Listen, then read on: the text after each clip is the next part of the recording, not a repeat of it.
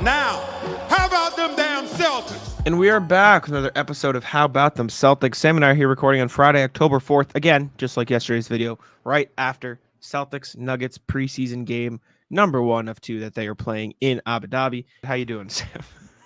I've had better days, Jack. I'm happy the team is back, but I'm not feeling great.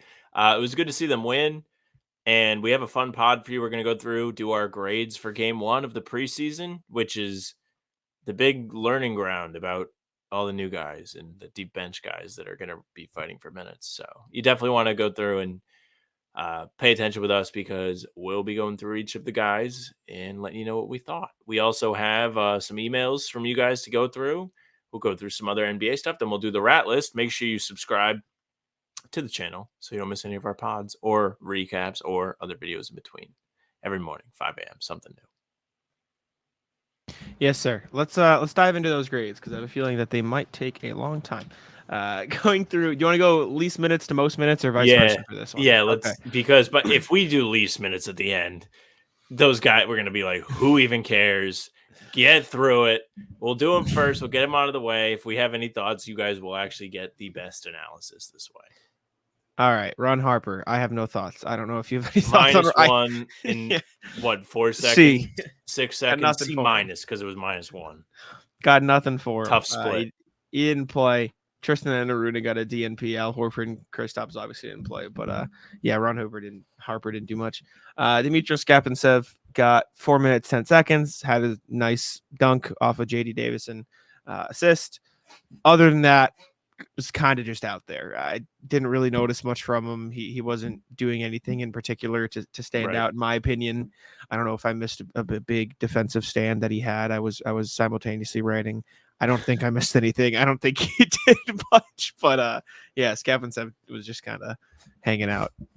Yeah, he was fine. I mean, he kind of fell into that Luke Cornett category where you didn't notice him for either reason. It wasn't good and it wasn't bad. It was just fine. So it's the epitome of a C performance. Good for him. Glad he got to make his debut. And at the very least, it's good that he wasn't a negative impact because we would have been like, why did they sign this guy? And everyone will remember the debut. Not really. But yeah, I would say C. Is he just average? He didn't really do anything offensive, but he also didn't really do anything that was the opposite of that. So offensive. I kind of feel the same with Anton Watson. Didn't really do much. The 1-3 he got the chuck up was waved off because of a foul or out of bounds or something like that. So foot on the line, out of bounds. I don't think it was his fault that he didn't make an impact. I just don't think he got minutes in the right spot to make an impact. So I think he just automatically gets a C. Like the other two guys we started so far. This is why I was debating whether or not we should start with the low minutes because these guys aren't really getting much analysis from us. That's okay. That's all right. Yeah, C. I was disappointed not to see him get a little bit more opportunity in this game. I mean, we'll get to Shireman eventually too. I thought he would get in maybe in the first half, but we'll get into what we think that means. But with Watson, I thought it would be exciting to see him play alongside some of the rotation guys just because he does fall into the big man category, and the Porzingis absence is going to leave minutes there. They're probably going to go to Cato or Tillman or Cornett, but on the off chance one of those guys happens to need a day off, Watson is there on the two-way where he can actually eat some games for you. So I hope, if not Sunday, sometime in the preseason, Watson gets real run alongside some of the rotation guys. It probably won't happen. At the very least, I want to see him get real run. I think he'll play by the end of the preseason because I don't think Tatum and Brown are going to be playing much in the last few games that are just at the Garden rather than in Abu Dhabi. So I hope he gets that opportunity too. I'm big on Watson. I think he can be a good player, but it's just in this one, it didn't really happen. And it wasn't really his fault. He didn't get a chance to play. Next guy, Lonnie Walker, also played 4 minutes, 16 seconds. He took 2 shots in 1-3, and the 1-3 that he chucked up was not great. Exactly that. Chucked. Yeah. It looked like he forced it. You can't really base a performance off 1-3 unless the 1-3 was basically everything he did in the game. He also had an assist, so he made a nice pass too. But again, kind of just a nothing game. Lonnie Walker wasn't in the rotation. He wasn't playing the same minutes as even guys like Jaden Springer, JD Davison, and Drew Peterson. Like he just kind of was an afterthought in this game, and that might be indicative of what you might see from him throughout the rest of training camp. Yeah, I mean, I think a lot of people going into this game expected to see him a lot earlier than we did. I feel like in the past we've also seen this from Joe. Specifically, I think last fall with Jordan Walsh, he didn't really get in the game. He might not even played in the first preseason game, but at the very least, it was very similar to this debut for Walker, where he was like gone at the very end. I think everybody was really excited about the signing, and we all kind of thought he might get an opportunity to get out there with the starters, with the rotation guys. And instead, comes in with like 4 minutes to play, does fine, misses a couple shots after a whole week of talking about working hard and doing everything. And to his credit, like, I don't think either of us noticed him getting like cooked on defense or targeted, but the amount of emphasis that's been put on him does not translate to how he was used in the rotation today. So probably a C minus, just because like the shot he missed was forced, and I don't know. But it's just a tough fill-in spot when you have no time to actually prove yourself, and you have to try and prove yourself as someone who is coming off a good offensive season. It's all anyone could really talk about. Not the spot he wants to be in. Definitely not. I don't know. I'm still skeptical that he makes the team. I took a lot of shit when I said that right after the signing. I got a lot of people getting mad at me in the comments. I'm not praying that the guy doesn't. I would love for him to prove me wrong, but it just didn't make sense. They had a full roster coming into training camp, and he, obviously being a 15th roster spot guy, he's talked a lot about, yeah, I'm willing to play in the G League. I just, and now after you see him play 4 minutes in the preseason opener, I don't know what hope he has of making the team. If anything, I think the percentages are going down as time goes on, but we'll see. I think it's a pretty nothing grade like the first couple guys, because he didn't really do much. I mean, maybe if you want to give him a C minus because he chucked one shot up, like, sure, but he just didn't really have a chance to make an impact of this one either because he didn't get the playing time. Jack's just gonna tweet the Rip Bozo meme when Lonnie Walker gets eventually I don't cut. dislike Lonnie Walker. I just think there was a huge overreaction when the Celtics signed him because he was a good player last year, but not every good player the previous year gets another shot. That's just unfortunately how the NBA works. Yep. So Sure. we'll see. Getting into some of the guys who actually played real minutes here. 7 minutes, 44 seconds for Baylor Shireman. Kind of rocky performance. The 2 threes he put up were confident. We can call them confident, but they didn't really get close to the basket. 1 rebound, Confident, 1 assist, not competent. 1 steal. Had a nice defensive play where he got a steal in the middle of the lane. Then he pushed the pace. Nothing really came of it. Probably a C minus for Baylor Shireman. He didn't look too great. I like that he's confident, so that'll avoid the D. But I hope actually, he's still confident after that. Maybe a D plus. We talked a little bit about it in the recap that went up on Saturday morning. It just feels like kind of similar to what we saw in the Summer League, where he had a decent debut, and then after that he got cold and really wasn't able to see anything go through the basket. It was like, man, looks like he might be in his head a little bit. And then you see him shoot off the top of the backboard in his first, it's not an official NBA shot, but the preseason game, first shot. And then he shoots an air ball the next time he shoots a 3. Can't have him feeling good. It is good that he got involved in other ways, though. The steal in pushing in transition, both good signs. The fact that Jack and I are on here not saying we thought he got cooked on defense, also a good thing. It was something that we were mildly concerned about as we watched the Summer League. And as Jack said, he was just not jumping with guys. Guys would drive and he would stay with them till they got to the block. But when they took off to take a layup, he was just kind of watching. Today, didn't feel like he was a major weak point in that respect, but wasn't quite what we were looking for. I think D is a pretty fair grade, unfortunately, but still a couple, big chunk of the preseason left for him to prove himself. For sure. Next one, a bunch of guys played, or no, Jaden Springer, 11:45. I'm going to let you talk first because it's your guy. This feels a lot like the Pistons last year. That's what it's starting to feel like. I mean, listen, it's one game, truly, but the things that we saw from Springer in this game were very chaotic. He got a pair of offensive rebounds with chaotic energy, hustling, getting in, getting the nitty-gritty. Both of those offensive rebounds he kicked out for 3s. One of them went in, the other one did not. He ended up with 1 assist. Besides that, not the greatest showing. One of the shots he missed was a pretty good look. Like he kind of got in the lane, turned around, just kind of shot off the front rim. But there was another one where I don't even know if the shot clock was low, but he just tried to create for himself and make the same move, but he wasn't as close to the basket. It was an air ball. Then he fouls in transition, like you mentioned on the recap. Oh, man.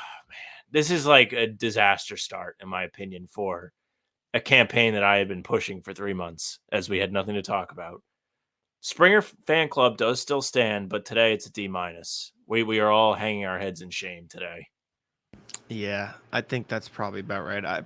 For context, I wrote 3 studs and 3 duds after the Celtics' first preseason game, and Jaden Springer made the not so great list. It just wasn't the opener you wanted to see from Jaden Springer after hoping that he could potentially make an impact in the rotation, especially after what he did in Summer League.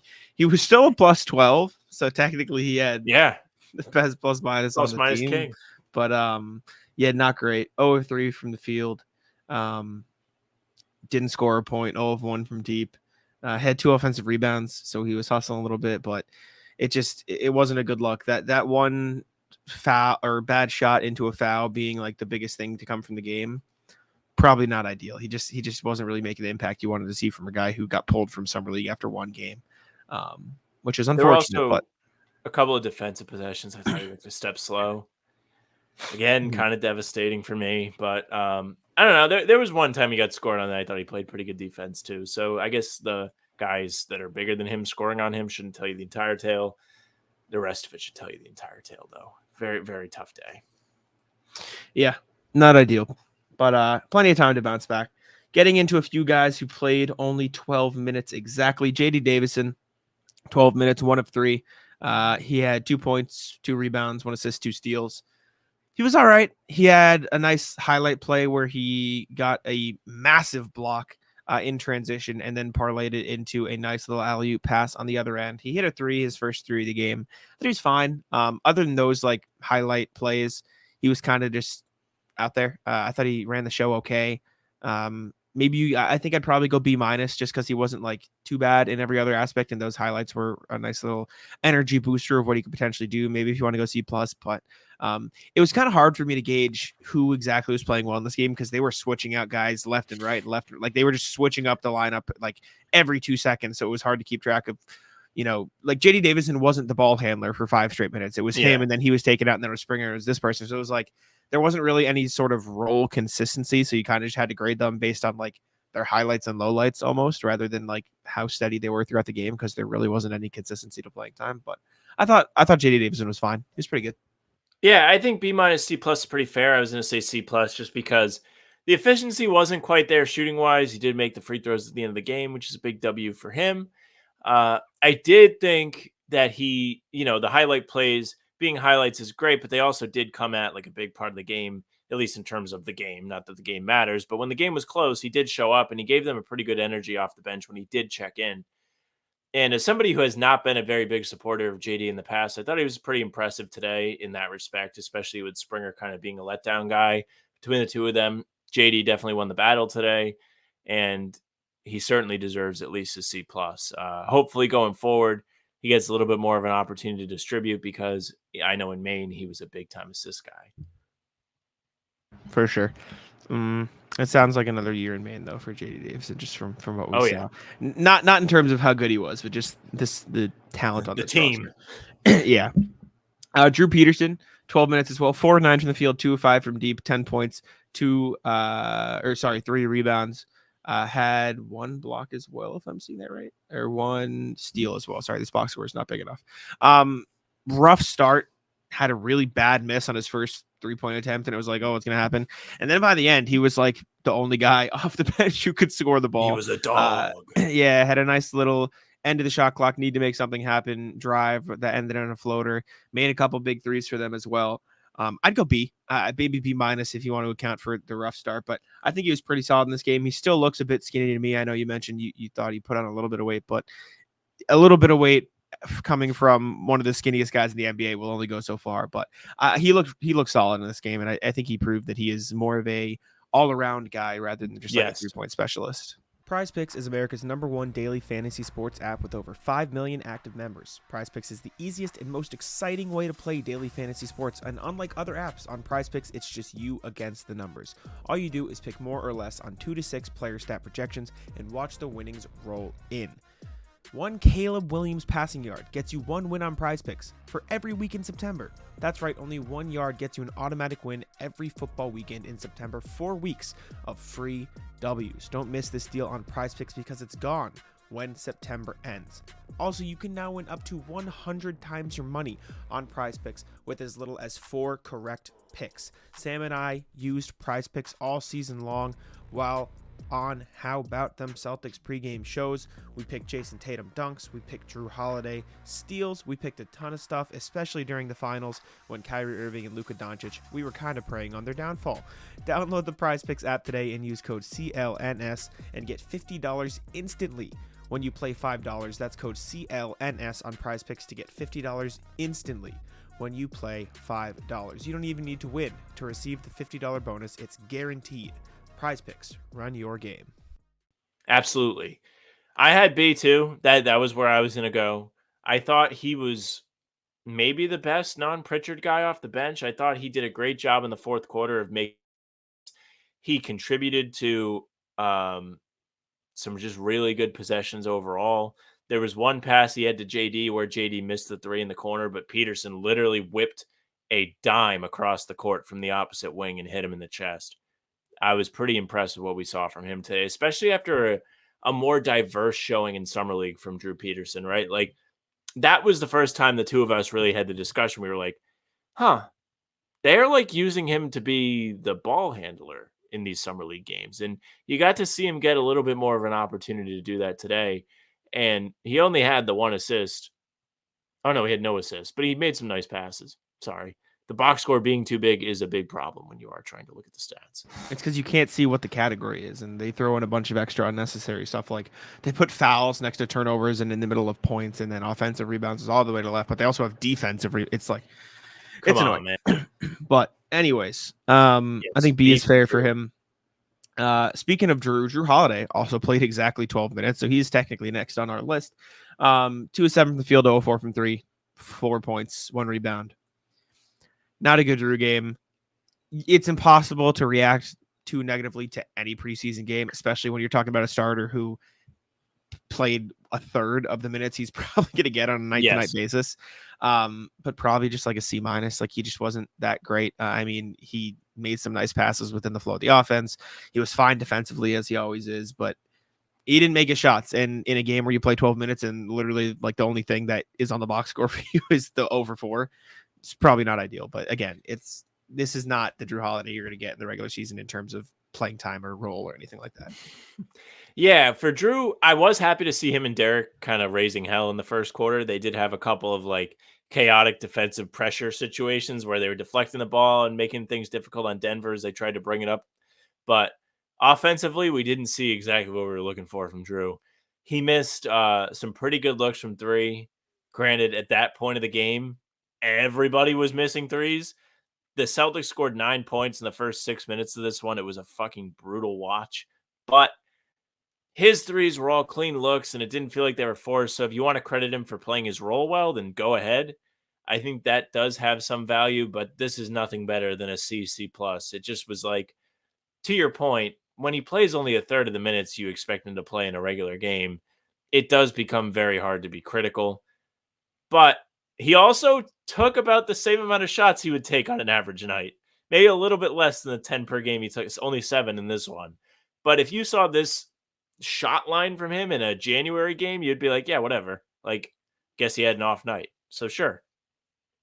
Yeah, just wasn't exactly what you're expecting to see from Drew. Neemias Queta played 12:55 in this game, 6 points, 3 rebounds, 3 fouls, 2 turnovers, 3 of 3 from the field. Not a good first stint. First stint came in, had a couple fouls, couple, defensive positioning issues. Yeah, illegal screen thrown in there too. Then by the end of the game, when he was playing in the, I don't want to call them garbage time minutes because they were technically like important minutes for the outcome of the game, but like with all the bench guys for both teams in the game, right? And he was fine. He made a couple shots around the rim. I would have wanted. Yeah, The I the probably screech, squeal, whatever he did yeah. when he was wide open and nobody gave him the ball. I can't replicate it, especially because I'm close to my microphone. Just take our word for it. It was a sound that you do not think that Nimi would be making. You can find it on Twitter. But I kind of want to see a little more from him, especially in the minutes he was playing with some of the bigger players, even if they were like the Pritchards and the Hausers and the Cornets. Like I would have liked to see him be a bit more impactful in those minutes. Yeah. But it was fine. I'd probably go like C minus. Maybe that's a little harsh because he did finish 3-3 with 6 and 3. But like I don't really care about those minutes as much. I want to see him be impactful in the role that he's going to play on the Celtics, and he just kind of wasn't. So Yeah, I was leaning more C just because it didn't I didn't feel too negatively about it. The first stint wasn't good, but the second stint being good was like a balance thing for me. However, um, the surprise for me that we didn't see him until the second half, right? I don't think he played in the first half. And I was just like, huh. You think all three of the bigs would have got some burn, especially without Al Horford playing in the first half. But instead, Kata is the odd man out. Does that tell us anything going forward? Is Joe all the way in on Cornette and Tillman? It wouldn't be the most shocking thing, especially when you consider Cornette to be like a more controlled, consistent version of Nemi with a little bit less excitement in his game. Sure, I could see Nemi finding himself as the odd man out. That would suck for him. But for the Celtics, it would make sense. And especially since Cornette got the start today, it feels like he is in the circle of trust, especially with the rotations last year, the way Cornette played in the playoffs and Nemi didn't. I think we are, like you mentioned, going to need to see some more discipline from Nemi if he's going to get real time. And truthfully, I think it's important that he shows them some growth because they really need him in this first stretch of the season. All three of those guys have a lot of responsibility on their shoulders, more than usual. it feels like Luke Cornett is like vanilla ice cream. Like you know what you're gonna get. It'll be pretty good. And then Nimi Ishiketa is like if an ice cream shop had a window where you could pay less money and you would either get like a banana split fudge sundae or expired milk ice cream, and you don't know which one you're gonna get. So you have to pick night to night. Do you just want vanilla or Expired milk. do you want to try at getting a fudge sundae? And you saw both from Nimi in this one. You saw the fudge sundae at the end, but you also saw the expired Got an milk a little bit. expired fudge sundae today. I did. Yeah. I don't know, man. You just got to see more consistency. The fouls can't happen. Like that is what's going to keep him off the floor, and that is Yes. something we've talked about all summer. And immediately checks in the game, foul. He just fouls. So he'll have plenty of time to improve in the preseason. There's no reason to panic or overreact, but that Something wasn't to note ideal. for the hype beasts in the chat, no jump shots from Nemi today. After we did the video about him taking the jump shots, nothing even We're from the not mid. seeing jumpers. No, we're not going to see Nimi jumpers this year. Next guy is Xavier Tillman, 2 of 5 from the field, both of which were threes, 6 points, 3 rebounds, 1 assist, 2 steal, 1 block. I thought he looked really good in this game. I thought he was great as a screener. I thought he got cooked a little by Jokic in this game, as did Cornette. Who wouldn't? Exactly. It's just gonna happen. I thought he was nice to see him make the threes, nice to see him confident, and I thought it was just a solid overall game. I don't think it was anything crazy for Tillman. I don't think he was making like these big hustle plays. Not that like it's not a negative that he didn't do that. I think he just didn't get a ton of run to show that. So probably go like B. I think the same as Drew Peterson is a nice solid game. It's nice to see him thriving in a role that you're probably going to see him in with the team. I think that was the biggest thing for me, even though the individual performance wasn't like this big stat stuffer showing. Yeah, and I think I mentioned it to you on the recap, but the thing that really stuck out to me is as soon as Tillman got in, they were in a play for him to get an open three. That says a lot about the trust that Joe has in him. And going forward this season, I think it's going to be really big for him to have that trust, have the opportunities to shoot threes, and make the threes like he did today. That's a really good start.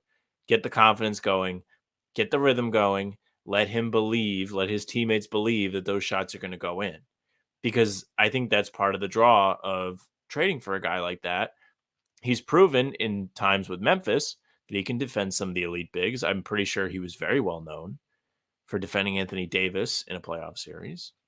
Now we've seen him get some real minutes with the Celtics. He's more versatile defensively than Cornette or Kata because he's smaller. He can move on the perimeter. He did a pretty solid job in the finals when he was tasked with guarding Luka. Not that anyone's going to do a great job, but he held his own. All of those are positives, and if he's going to make threes, then it makes him a real candidate for at least the old man Horford minutes or the role, right? Going forward. So I'd say B plus. I was very happy with what we got. It was almost exactly what I would have asked for from Tillman. Definitely. Also, I just saw an update on my phone. I'm going to contextualize so you don't panic. This is not a Celtics update, but a player just experienced a grade 1 hamstring strain, is going to miss at least 2 weeks, and status will be updated. Is it It's who is it? Ben Robert Simmons? Williams. Robert Williams. He Sorry, Rob. can never stay healthy, man. Just never once can stay healthy on the court. But anyways, back to grades. Next guy, who's next in terms of minutes? Tillman's 1450. It looks like the 1904. No, Sam Hauser played 1656. 2 of 8 from 3. Those were all his shots. 7 points, 3 assists, 2 steals. I thought it was nice to see him put the ball on the floor a little bit, make some plays. He had some nice passes in this game. Obviously, any game where Sam Hauser doesn't shoot well from 3 is probably not going to be his best game because that is his job. But I thought he did a good job of doing the other things as well. Probably C+ in this game. I thought he was fine. I think the threes he took were fine threes. If you want to go C- because he didn't hit his threes, that's fine with me too. It was just a whatever Sam game. I was okay with the everything else part of it though. I was happy with that. I feel like it has to be C- just because 25% from 3 is pretty subpar from Hauser. But what I will say is this 2 of 8 from 3 felt very similar to me. Like you could almost tie that in with like the other guys that shot poorly from 3. Holiday 0-4, White 1-4, Jalen 1-5. I don't expect any of those guys to shoot that way. It just felt like a rust game, and that's fine. I mean, I think you're going to have rust after a long offseason, the shortest in the league, but still long. Getting your feet back under you is not always going to be easy. Not everyone can be Peyton Pritchard. They just can't. So, if we get another 2 of 8 game and then another one, maybe we start getting the pitchforks and torches. But for now, I think we just say C- and call it a day. Yeah, I agree. I think around there is fair for him. Next, you got a group of players who all played 1904, and they're all the starters. It's Tatum, Brown, and Derek White. We can start with Derek White. 3 of 9 from the field, 1 of 4, 2 of 2 from the line. 9 points, 1 rebound, 2 steals, 1 block. I think we touched on it earlier, or you touched on it. The defense was fine. It was kind of what do you expect from him and Drew Holiday and stuff like that. So that was fun to see. He had a nice block. He had a nice free safety play in transition to stop a break, which was exactly what you expect from him. 3-point shot wasn't there. Had a couple nice floaters. He was kind of the only person. Like I remember at the start of the game, they couldn't score. Like no one could do anything, and he had a nice floater, and that kind of opened it up. But C+ maybe, same as Drew Holiday. I don't even know if we gave him, but just kind of like a whatever game for Derek White. Yeah, I agree. I will say I was impressed with the defense, like you mentioned. We talked a little bit about it with Drew, so I don't have to go all the way into it again. I thought his creativity on offense looked a little bit more unlocked today. The floater you mentioned, he had a nice crossover on Jokic. Like he looked like he was playing confident basketball. And that's a big thing. If you take away his 3-point misses, he shoots what? 3 of 6? Not bad. Not bad at all. I'm pretty happy with what we saw from Derek White in terms of the shots he was getting. But it would be nice if the threes fell. And he's going to have to make threes for him to be as effective as he was last year because, well, that was one of the things he became known for. But happy to see him back out there. Happy to see him playing defense. I like the chaos he played with. He played with good energy. And feels like he's going to be due for maybe a little bit of a step up of a season. He may get some more like creativity responsibility. I don't know. I'd love that. I think that'd be real fun. Take some of the pressure off for JB and JT. Speaking of those guys, Jaylen Brown, 3 of 9 from the field, 1 of 5 from deep, 8 points, 2 rebounds, 2 assists, 1 steal, 1 block, and 1 super cool dunk. I kind of just think he falls under the same category as the other 2 guys. I think everybody in the starting lineup is going to fall into that. None of them shot particularly well, especially from 3. Jalen had 2 turnovers, 3 fouls. It was fine. Like maybe a B- if you want to account for the super cool dunk, but I think realistically it's just kind of like a C+ game as well for him. It's tough to gauge any of these guys because it just felt like they weren't playing normal basketball. It felt like they were playing like it was a preseason game that didn't matter. It's true. I mean, the energy was kind of there from Jalen, who, by the way, looks massive in a good way. Dude looks ripped. He had the loud dunk. The block was also super cool. He pinned Vlatko Konchar to the glass. Then he came out in the first quarter, hot. He was 3 of 5 to start this game, finished 0 of 4. He did either get hit in the nuts or hurt his hand. I think it was getting hit in the nuts. But he came out, came back in, and then didn't play in the second half, which none of the starters did. I don't think there's any serious injury to worry about. I like the energy he played with in some levels, other levels not so much. It's really weird to really seriously grade the starters in a preseason game, though. I would say C+. He could have been better, but he did fall off a bit. Yeah, I think right around there is fair. And I might do the same for Jason Tatum because it's kind of weird because I thought he looked pretty rough driving to the basket in this one, but I thought the three-point shot looked good, so those kind of even out. He's shot 4 of 11 from the field, which is 1 of 4 from two-point range, but then 3 of 7 from deep. Had 12 points, had 5 assists, 6 rebounds, so he made sure to hustle in there. I thought his offensive rebounding actually looked really good in this game. That was something that was consistent throughout the playoffs last year. He was kind of getting in there, diving in pretty consistently and grabbing some boards. C plus B minus, maybe if you want to bump it up a little because the 3-point shot looks different and better. Sure. But like you said, it's tough to grade these guys when they're not really playing their normal roles and minutes and stuff like that. I love going to watch football in person. It might not be Sam's taste, but I personally love going to watch a Pats game, even though they're not in the best place right now. I saw them play the Chiefs last year, and even though Kansas City absolutely won the game, it was still a great time, and I make sure to get all my tickets through Game Time. Game Time has a new feature called Game Time Picks that makes getting tickets to see your favorite teams play even easier. Game Time Picks filters out the fluff to show you only incredible deals on great seats, so you don't have to waste time searching through thousands of tickets. Me and my friends are going to see the Red Sox tonight, and guess what? Game Time was the choice. You can pick the great deals, and like I just mentioned, you can filter out all the fees, you can filter out everything to make sure you are getting the best deal possible. That is my favorite thing, getting to know what the exact price is before I purchase, because I know I'm getting the best deal on Game Time. You can see the view from your seat, you get the lowest price guaranteed, even if it's canceled. Cancellation protection is great. It's the perfect app to buy all your tickets. Curation makes it easier to save more on sports, concerts, comedy, theater, and everything else. I saw Noah Khan this summer, and guess what? Game Time came in clutch. All in pricing, again, my favorite thing. Toggling this feature shows you the total upfront with no surprise fees at checkout. Take the guesswork out of buying tickets with Game Time. Download the Game Time app, create an account, and use code CLNS for $20 off your first purchase. Terms apply. Again, create an account and redeem code CLNS for $20 off. Download Game Time today. What time is it? Game Time. I am impressed with the outside of scoring productivity. In such short minutes to have 6 and 5 is pretty good. And to throw in that he was efficient from 3 today, not bad. All the hype about the jump shot after one game might be paying off. You mentioned the drives, though. I would have liked to see him go a little bit stronger in the basket. It didn't feel like we got the same level of, hey, look at this, I'm stronger than everybody, I'm going to score. We didn't get that today.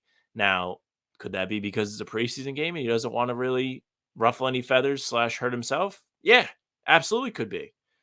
Hopefully when the games start to mean something, he is a little bit more physical on those drives, because I think he got blocked by Christian Brown one time and it was just like, dude, you could have went through his chest and you didn't. Yeah, there was one where he had Murray in the post and he backed him down, then turned around for like a baseline jumper. You could have just gotten to the rim there. Like you definitely could have just gotten through him, Jamal Murray, and gotten a layup. But at the same time, maybe I'm crazy and this isn't like a big thing, but it felt like whenever he did make a 3-point shot in the playoffs last year, few and far between, they would always like rattle in or they would like, they didn't look clean. All of the threes he made in this game are clean. There were swishes. Like he pulled up, he made it, and he made them cleanly, which I think is a good sign for him moving forward. But yeah. Next Get guy. those threes to fall. Get him to fall. Yeah. Change your life. Luke Cornett played 21-10 in this game. 3 of 5 from the field, 11 rebounds, 4 of which were offensive rebounds, 3 assists, 6 points. He's really good. I think this might be an indicator of he might be the guy who's going to get a lot of those backup minutes when Horford and Porzingis is out, and rightfully so. He worked good as a screener in this game, worked well, I should say. He passed nicely out of the short roll. He's making some nice plays for his teammates, creating a bunch of space. Luke Cornett's just a good NBA player, man. 6, 11, and 3 in 21 minutes. If he gives you that on an every 3 nights basis, like, you're thrilled as a Celtics fan. I'll go A. I'll go A for Luke Cornett. I thought he was really good in this game.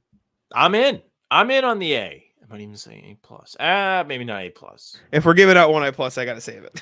Maybe not A plus. What I will say about Kornet, to your point, if he's going to be the guy that gets like the starting minutes, and on a day like this, right? There's no Horford, no Porzingis. He's the guy. Everybody knows he's the guy. He is essentially Tice, but 7'2" that they don't allow to shoot threes. Not that he can't shoot threes, they just don't really have it as a part of their game, right? I'm fine with that. And if you're getting that from him, he's steady. I'll take the vanilla ice cream anytime I can get it because it's pretty good. It's not coffee Oreo. Yep. But sometimes Nope. coffee Oreo is out of stock or the truck broke down, getting it to They the always ice have cream vanilla. shop. They They always have vanilla. And they have it in soft serve sometimes too. Exactly. Right. Exactly. No, Luke Cornett's real good. I think he could end up getting a lot of minutes this year, especially if we're basing it off this.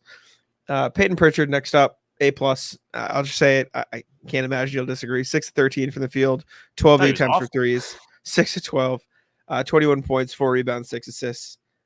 I think he should be a 6th man of the year candidate this year. I said this in the recap yesterday. If he gets enough minutes, you can't ask for much more from Peyton Pritchard in a preseason game. Dude was on fire, confident, taking every 3 imaginable. Shout out, best player on the floor. So this one's for all the lady listeners who will appreciate this. We talk a lot about in the media and on Twitter and in NBA culture. We talk about dad strength.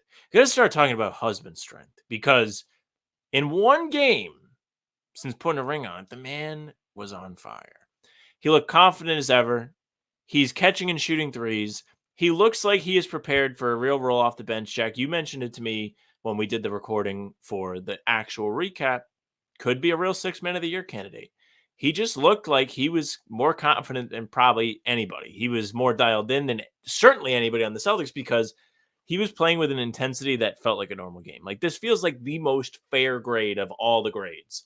He probably played the most similar minutes to his actual role, and he probably had the most similar output in terms of production to what would happen in a real game. Is he going to give you 21 points off the bench every game? No. But if I told you that Pritchard got 12 threes off the bench, you'd be like, yeah, all right. Like, I guess they were just leaving him open or he got a lot of opportunities that day. So I feel like of all of the performances we saw today, not to mention he had 6 assists, not bad. This one is one that we can actually put a little bit of merit into while also acknowledging he probably had an elevated level of responsibility because he was playing second half preseason minutes. Yeah, I agree. Like I said, I don't think there's any reason Pritchard shouldn't be playing the most minutes off the Celtics bench this year. I would go as far as to say he should play more minutes per game than Al Horford throughout the course of the season. Man, like I just, break. Poor guy. I just think I bet it was pretty close. Actually, no, Al started too many games last year for it to have been that close. Yeah, Al played 20. Al played 26.8 last year. What did Pritchard end at? 26.8 versus 22.3. They might be close to on par this year, especially if the Celtics feel comfortable running Luke Cornett and them a little bit more. But I was very pleased with Pritchard. I think he should have an elevated role this season for sure. And then lastly, Jordan Walsh, 24 minutes, 40 seconds, most minutes on the team, 3 of 7 from the field, 2 of 6 from 3, 9 points, 4 rebounds, 4 assists. 3 of them were offensive rebounds, had 3 blocks as well. 3-point shot looked rough to start. Then he finally saw a couple fall. Kind of just did a little bit of everything. Obviously, you know, you're going to get the hustle. He had the 3 offensive rebounds. The 3 blocks were impressive. Didn't know he was a passer like that. It was nice to see him whipping the ball around. It's not really something I knew that he had. But, yeah, this was a good Jordan Walsh game. I'm very happy with what we saw from Jordan Walsh today, Jack. We talked about it on the recap, but to see this sort of performance after what we saw in Summer League, where we were all like, big question mark next to Jordan Walsh's name now, because after a season under his belt, a lot of time in the G League under his belt, he shows up in Vegas. He wasn't out of shape or anything. There was nothing wrong with the way he prepared, but he just didn't play well. He mentally seemed to get down on himself. He started to struggle quite a bit. And we really didn't have a single game where we were like, wow, he looks really good. And when you consider that after his rookie Summer League session, he was very impressive. You're like, what the hell's going on with this guy? Then he comes out in the preseason opener. He does the things that he's going to be asked to do if he actually does play, aside from handling the ball, which was a bonus. We didn't know he had that. But he did a good job defending. Did he foul? Yeah, he had 3 fouls, so he could be a little bit cleaner. But he did have some clean defensive possessions too. Not to mention, knocking down threes.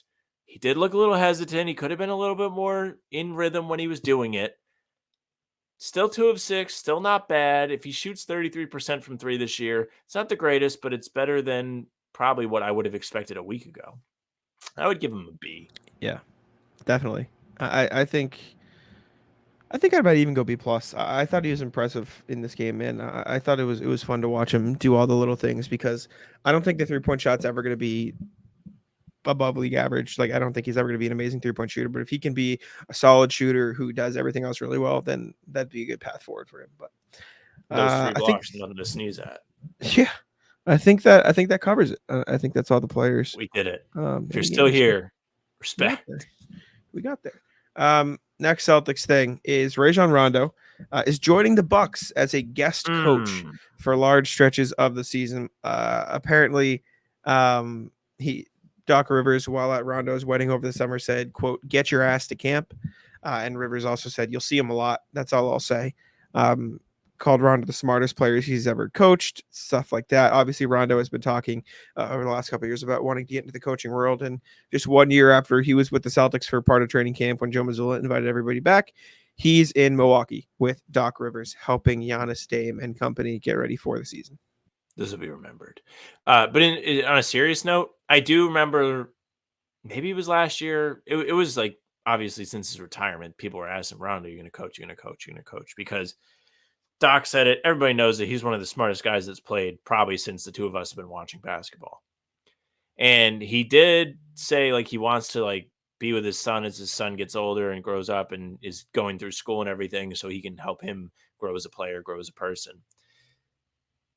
It's a little unsurprising that he ends up with Doc just because, well, they won a championship together. They had a good relationship, at least now.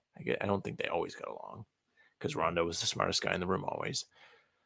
But yeah, it's like a foot in the door type thing he has, where he has plenty of experience with Doc. Doc knows he's brilliant. Doc knows Milwaukee can use all the help they can get after the dumpster fire that was Doc's tenure in Milwaukee last year. Why not bring in Rondo? Sure. Yeah. I don't know. It's just kind of weird to see him go from the Celtics to the Bucks year over year. I know it doesn't matter. Like it really isn't that big of a deal. Obviously, he has a relationship with Doc, and that's sort of how everything came out. But to see him help the Celtics 1 year, then help the Bucks the next year is a little bit jarring, I suppose. I assume he's going to be a big help. Obviously, you talk about basketball IQ. Doc said it himself, one of the smartest players. So we'll see. We'll see what shakes out over there in Milwaukee. But we can jump over to the email now that we're 40 minutes into the pod because we did grades. Yeah, it means we did good Celtics content today. Clap it up. Clearly. If you're listening, make sure you clap. A reminder, as always, make sure to email us at hbtcpod@gmail.com. That's hbtcpod@gmail.com. We read them every single Tuesday, Thursday, Sunday. We have a lot of emails today, so let's get through them. Starting off with Mr. RJ Johnson. Words about words. Morning, folks. Sam, you know me too well. As much as I love my alliteration. No, I got it. I need to do this. As much as I love my alliteration and other stylistic quirks, I'm with you when it comes to believing that my words clearly express my voice. Jack, I share your righteous disdain for lazy or frightened writers who think using synonyms for said will somehow keep readers from noticing that their prose has less gravitas than a fifth grade textbook. Just tell the damn story and don't let your own ego get in the way of it. I was raised on Strunk and White's elements of style, and I try to stay true to Rule 17. Omit needless words. I wish more writers did too. If for no other reason than all of ESPN's morning content could be fit into the time you give a prize pick spot. Good writing should be a way to introduce people to words they might not encounter on a daily basis, not in a fashion that makes the reader feel belittled, but because new words can spark enjoyment through what they convey, and even just because of how good or how they sound or feel in your mouth. At the end of one of my favorite websites for hearing unfamiliar words is Cambridge Dictionary Plus, and their pronunciation tool at dictionary.cambridge.org/pronunciation, because no one uses hegemony enough in conversation to remember how to say it correctly. Obligatory Celtics content. The Cambridge site offers both US and UK pronunciation, but not Bostonian. So we're all on our own for understanding whatever it is Scal is saying. Be well, RJ, who didn't need a Jersey Mike's break, but did wait until after breakfast to write this. Shout out Jersey Mike's. Thank you, RJ. Shout out. Next one, RJ again. My wish list for the Denver game. All right, this is obviously going to be a bit of retrospective. Hey, folks, by the time you read this, I'll have enjoyed my birthday basketball on Friday. Happy birthday, RJ. Happy 62 Happy to me. birthday. Here's what I hope I saw. Good health for everyone. Only about 18 minutes for the starters and less for Al. You got 19 and no minutes for Al, so there you go. Solid performances from Walsh, Kada, Tillman, and Springer, 2 for 4. That show all of them have made progress integrating themselves into Missoula ball. No one winning the Delano Banton Sit Your Ass Down award given to the player who actively doesn't get Missoula ball. Springer. Jaden Springer. Solid contributions from first-time Celtics. Kind of. Seeing Demetrio play in the glasses as those rock, unfortunately not. Hearing Drew on the mic. Drew Carter was awesome. I did like Drew Carter a lot in this game. As the sun rises in the east, I'm sure we'll get great quotes from Coach Joe. Be well, RJ. Thank you, RJ. And we got some of the wishes. Good help. Maybe you're actually talking about the second Denver game. Yeah, we'll see. We'll see what we get from the rest of those. Next one, we've got How About from Paolo Bonazzi. Hi, guys. I'm a long-time Celtics fan from Italy. The first ever NBA game I saw was Game 1 of the 84 finals between the Celtics and Lakers, and I fell for the game and the Celtics at first sight without even knowing a thing of franchise history, but I digress. I think we're talking too much and with too much resignation about the future effect of the CBA. When the day comes, it's not like we'll have to start from scratch. Everyone is exceeding his contract value, and this is a huge factor in order to keep building around the Jays, or maybe spreading around the salary a little bit more. Let's enjoy the present and let Brad Stevens take care of the future. He seems like a good guy. Thank you, Paolo. And I agree to some degree. I think it's just inevitably going to mean the end of this Boston Celtics starting 5. And that's fine unless KP takes a massive pay cut, which is possible. But yeah, I don't know. The CBA is a motherfucker. Yeah, I mean, this is a good point, right? As you see the jump of me putting my neck pillow on. If you have all these guys, Pritchard, Hauser, as really great examples of this, and they perform well, you are going to be able to keep some of the talent on this team, meaning those guys will have trade value. You can get something valuable in return for them, use them to fill some sort of salary match, perhaps, but it doesn't really change that the CBA can be kind of bad for other reasons. Like someone like Lonnie Walker should probably be on a team, but nobody wants to take a chance on him because, well, why would you when you can have team control of a second round pick instead of, oh, this guy's going to be on a prove it deal and then we're going to have to actually pay him. Yeah, it's just, I don't know. I think the CBA is going to be a pain in the ass.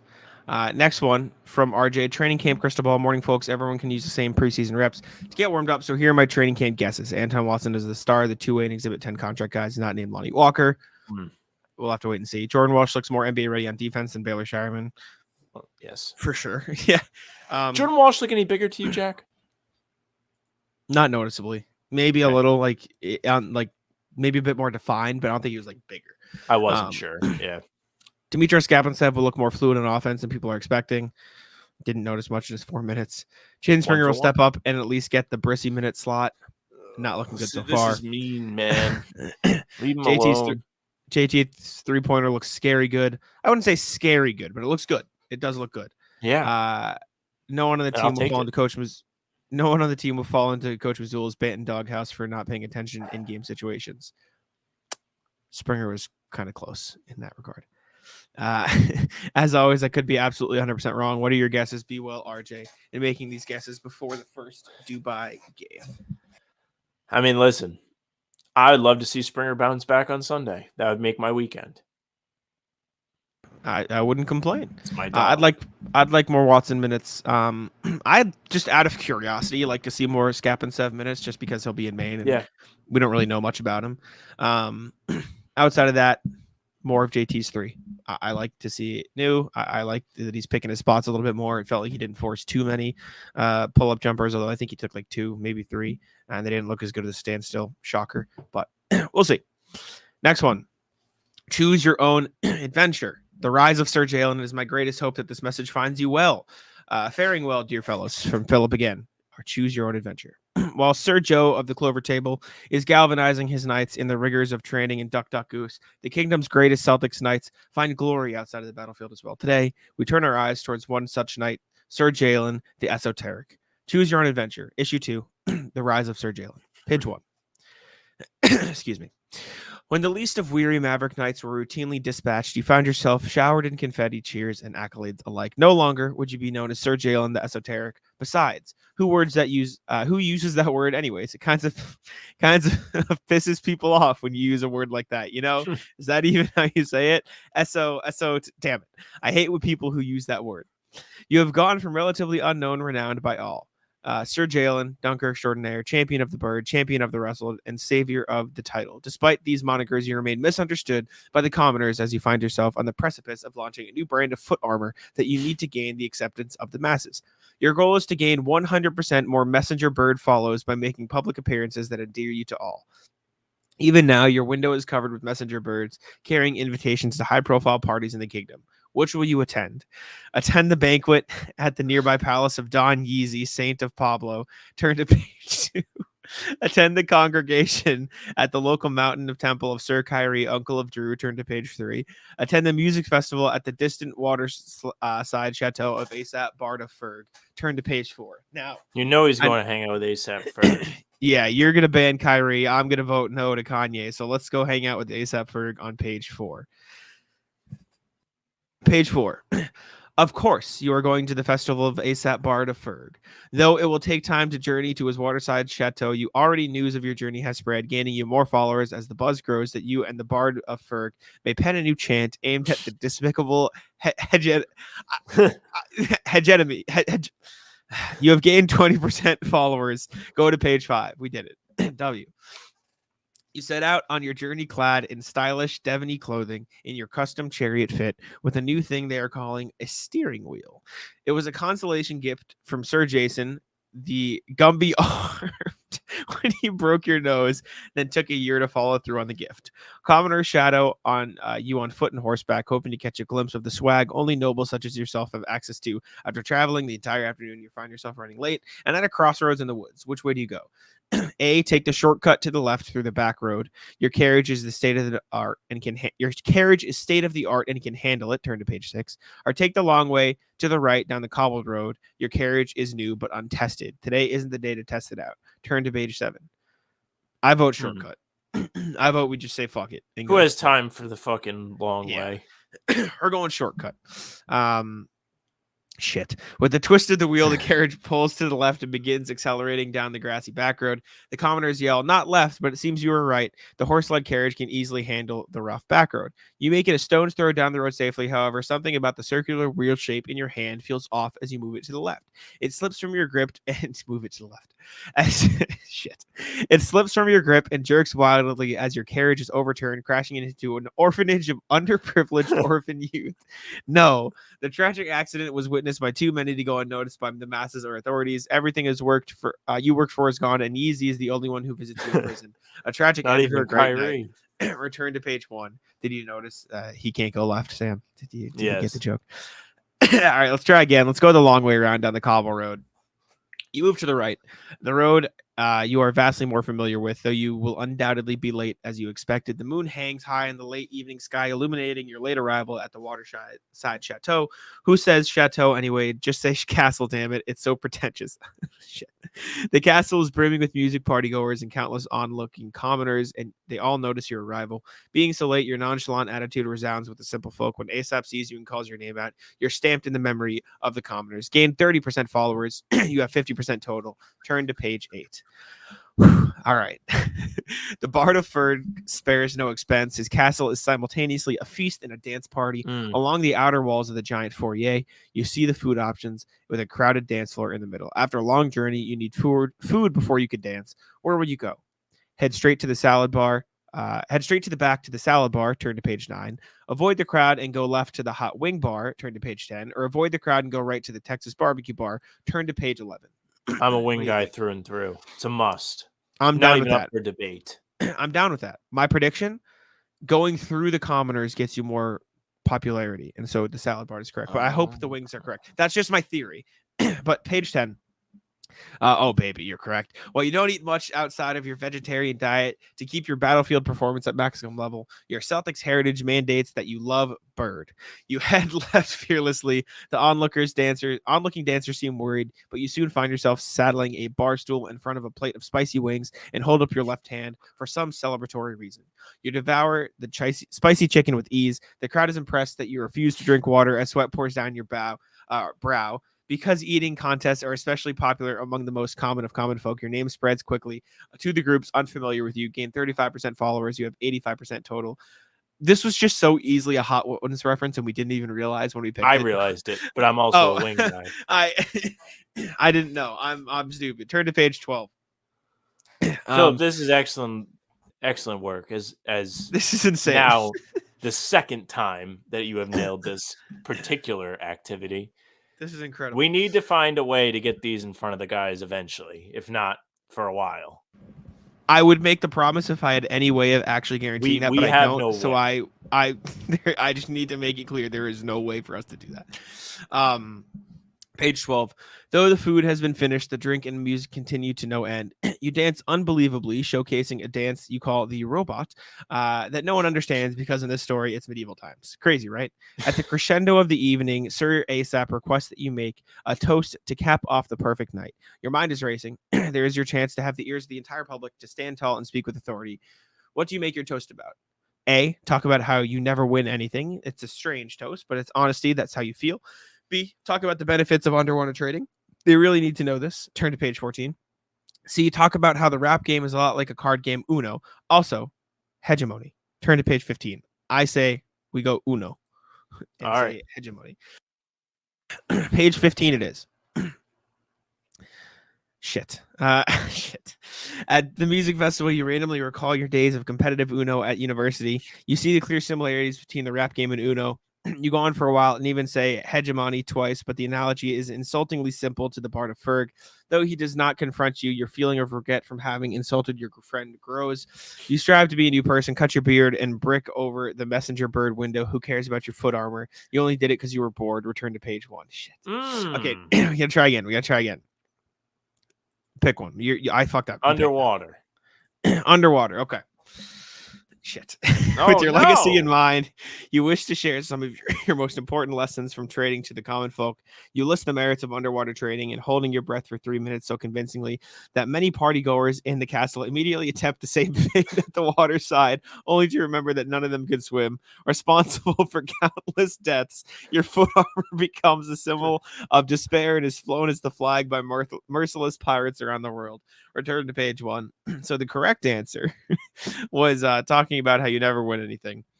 You speak from the heart, expressing how you never win shit. You say that word too. It was kind of off-brand, but alas, your grace is too cool for polite culture. And at least you didn't say proffer, right? The people respond to your honest messaging, and droves of them follow you on Messenger Bird. Some of them even begin heralding you as the greatest Celtic knight in the garden, though we all question their judgment a little. No offense. You get invited to have your portrait painted, where you don your sweet new massive green wool jacket thing that totally doesn't look like it came from your great aunt.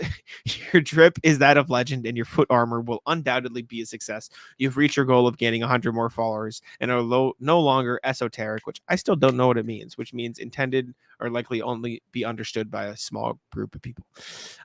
Farewell, my dear fellows. Phil the eccentric. P.S. Did you get to share your first episode with anyone at the RBAC? I showed Noah and she laughed. Yes. Philip, this is excellent work. Special stuff, Philip. Thank you very much. Last email is from Playback. We're not reading that. All right. Thank you, Philip. Perfect way to end it. I'm out of breath. Let's go to the NBA section. The background perfectly. It does. It's a nice shade of green.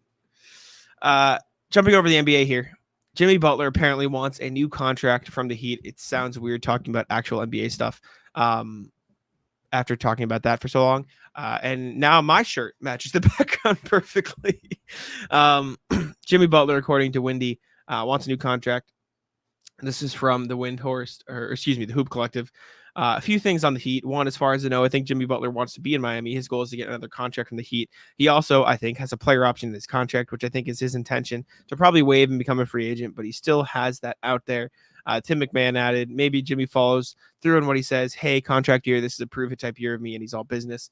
No one questions his ability to play the game and impact winning when he's on the floor. But if you talk to people around the league and they say, who's the next big name or star caliber player who gets traded, there are at least some eyes on Jimmy.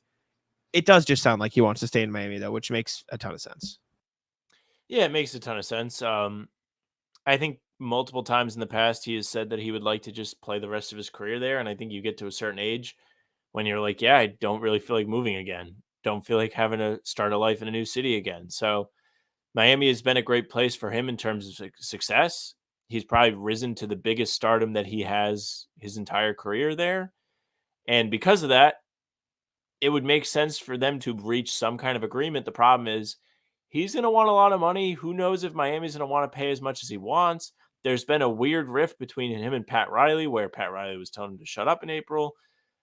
I don't think an exit is like written on the wall. The writing is not on the wall for an exit, but if it did happen, I would not be shocked.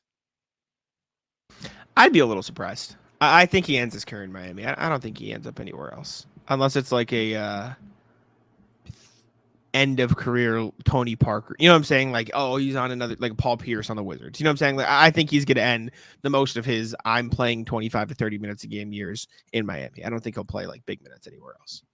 But I don't know. It just depends how petty everyone wants to be, really. That's True. like that's where my speculation comes from. Not that I think he wants to leave, but I do think out of spite, he might leave.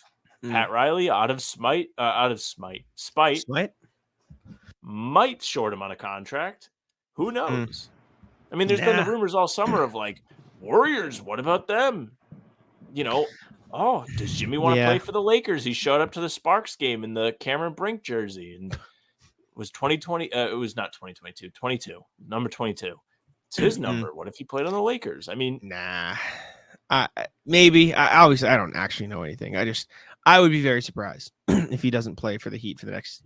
If he doesn't get a new contract with the Heat, is what I'm saying. But we'll see. Who am I supposed to know?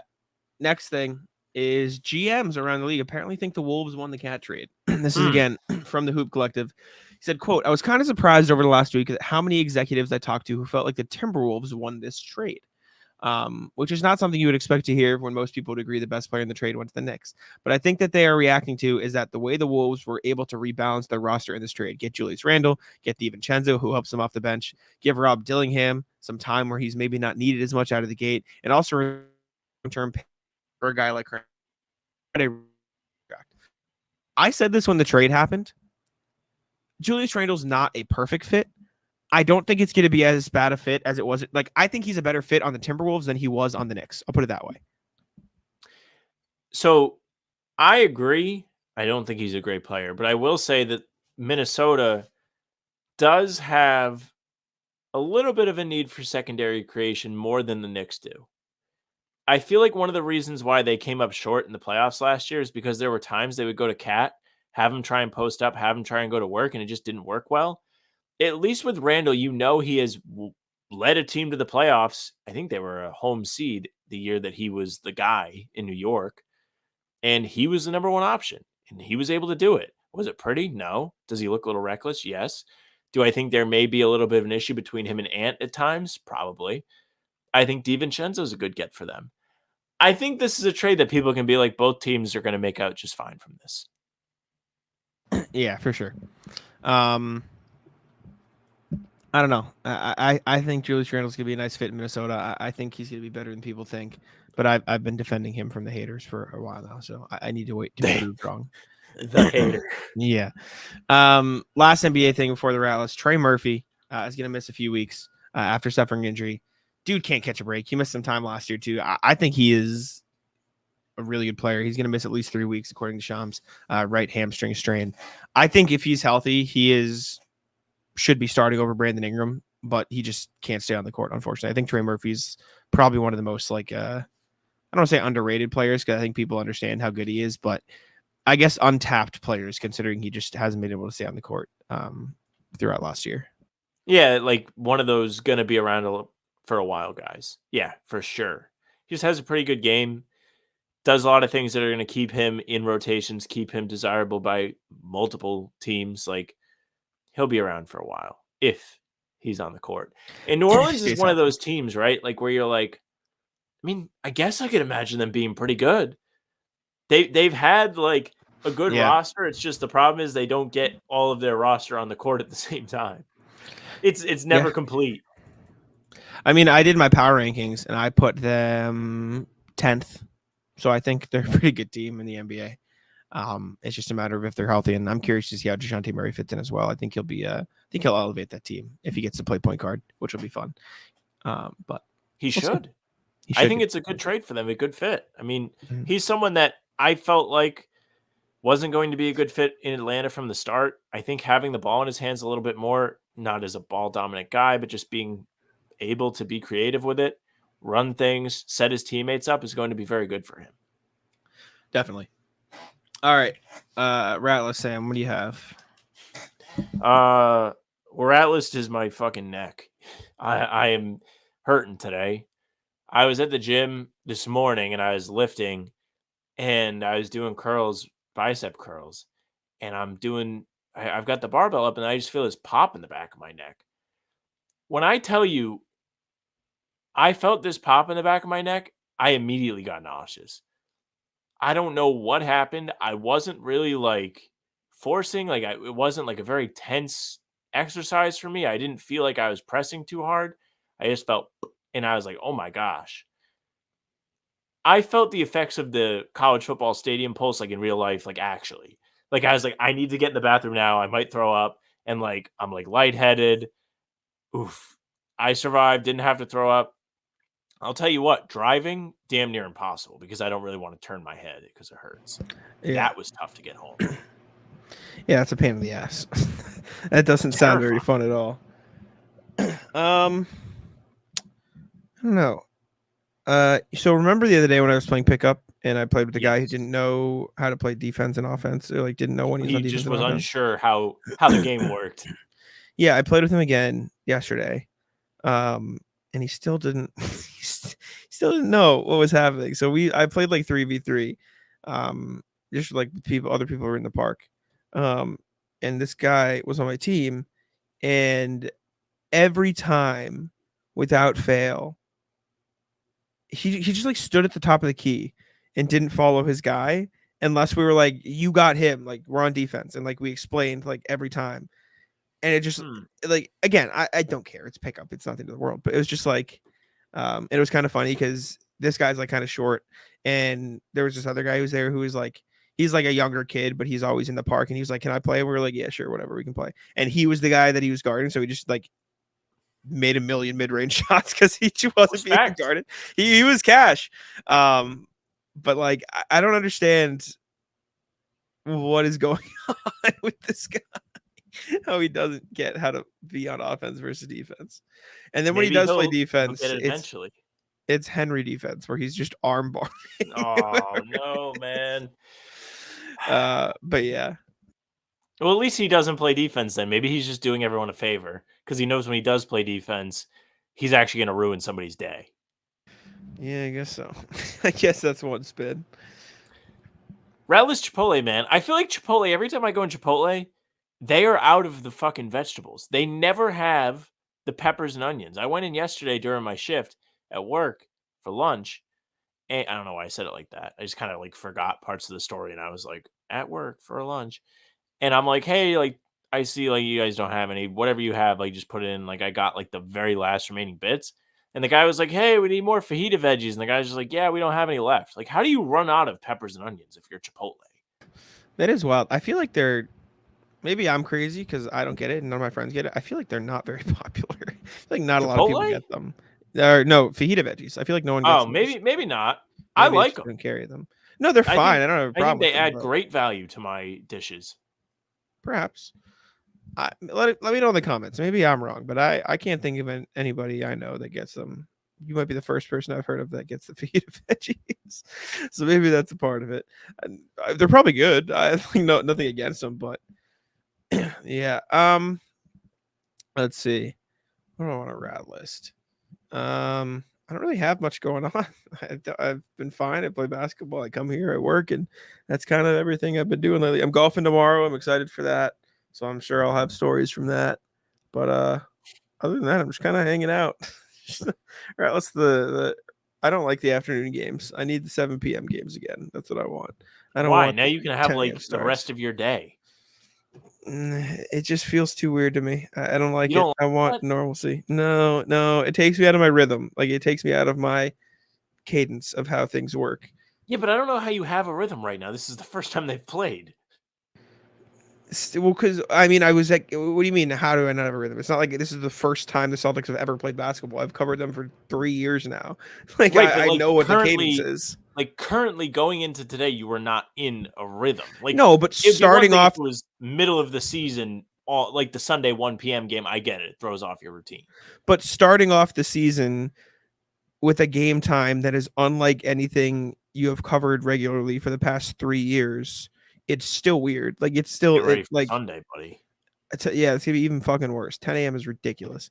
It's so Then you're gonna like look up and be like, "Oh my god, it's 3 p.m. I have the rest of my day." That rocks. no, it doesn't rock. I want my 7 p.m. games back.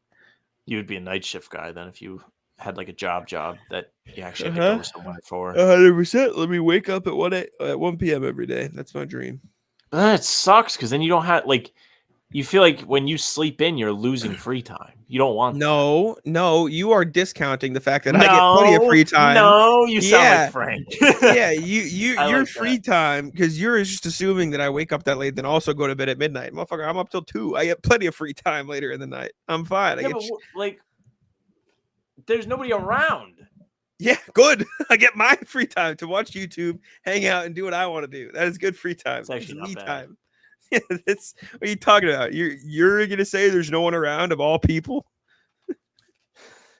Yeah, that's what I thought.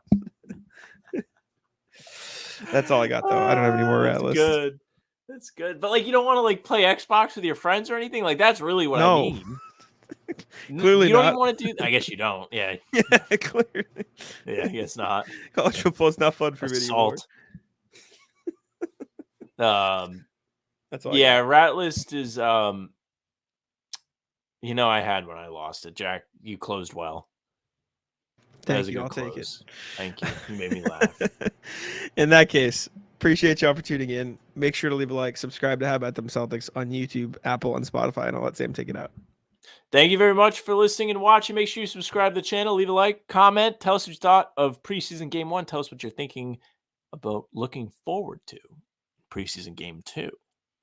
Hit the bell. You don't want to miss any of our daily uploads. New pods drop Tuesday, Thursday, Sunday. Game recaps come in the morning after each game. The other videos in between will be up on the channel to keep you busy.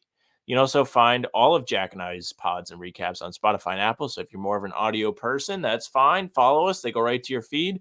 Leave a 5-star review. We'd appreciate that very much. You can email us, hbtcpod@gmail.com. We had some lovely emails today. Great work by everyone involved. Philip, shout out to you again for the Choose Your Own Adventure. Those are bangers. Those absolutely take a ton of work, and we do appreciate all of your dedication to the show. Thank you again. Again, happy birthday to RJ.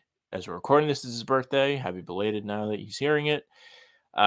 Socials are at How About Them C's. Twitter, Instagram, TikTok, Facebook's the name of the pod. All streams are there. They're on YouTube. They're on Twitter. Jack's Twitter is Jack's Money NBA. Mine's at Sam LaFrance NBA. That's it for us.